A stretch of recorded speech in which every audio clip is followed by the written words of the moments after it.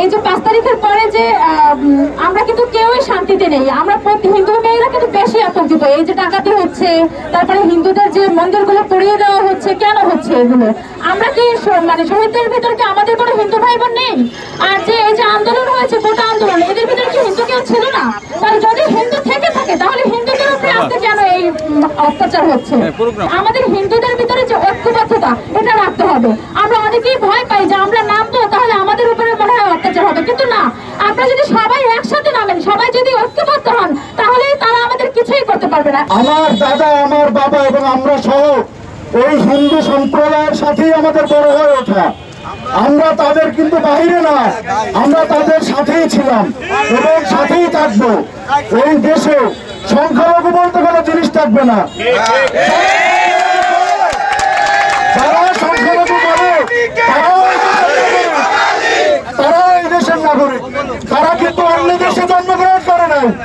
আমরা মুসলমান, আমরা কিন্তু সৌদি আরবে জন্মগ্রহণ করি নাই। আমি যদি বাংলাদেশে হইতে পারি, আমার সনাতন ধর্ম অবলম্বী ভাইরা, আমার চাচারা, আমার মামারা কেন বাংলাদেশে হবে না? তাদেরকে কেন তাড়িয়ে দেওয়ার সম্প্রসারণ চলবে? কেন তাদের উপরে জুলুম হবে? কেন তাদের উপরে অত্যাচার হবে? কেন তাদের ধর্মীয় প্রতিষ্ঠানের উপরে হামলা হবে? কেন তাদের বাড়িঘরে হামলা হবে?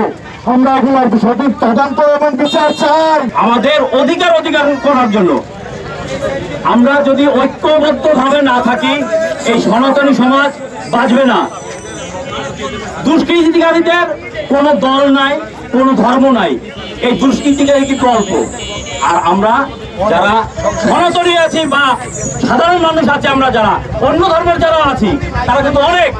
আমরা ইচ্ছা করলে পারি এতে প্রতিরোধ করতে। প্রতিবাদের ভাষা আছে, প্রতিরোধ গড়ে তুলতে হবে। দেশের মাটির প্রতিটা ধূলিকণার সাথে আমাদের রক্ত মিশে আছে।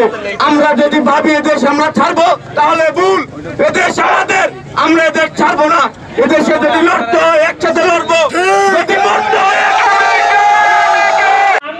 আমি নিজে ঢাকা বিশ্ববিদ্যালয়ের ছাত্র, সুতরাং আমি নিজেও এই আন্দোলনে ছিলাম, আগের থেকেই আন্দোলনে ছিলাম, কোটা আন্দোলনের সাথে যুক্ত ছিলাম। আমরা স্বাধীনতা পেয়েছি, আমরা সবাই ফেসবুকে পোস্ট করছি প্রচুর যে আমরা স্বাধীন হয়েছি, কিন্তু এটা কি ধরনের স্বাধীনতা? পুলিশ যদি মাঠে না থাকে, এই আইন শৃঙ্খলাকে রক্ষা করা বা সমুন্নত রাখা একেবারে দুরূহ ব্যাপার, যেটা বিগত 3-4 দিনে আপনারা কিছুটা হলেও অনুধাবন করতে পেরেছেন।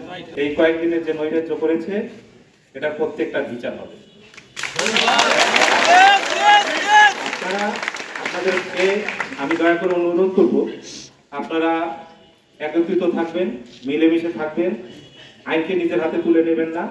প্রত্যেকটা ঘটনার বিচার হবে। সেটা যদি আমার বাহিনীর কোনো অন্যায় করে থাকে, তাদের বিরুদ্ধে ব্যবস্থা হবে।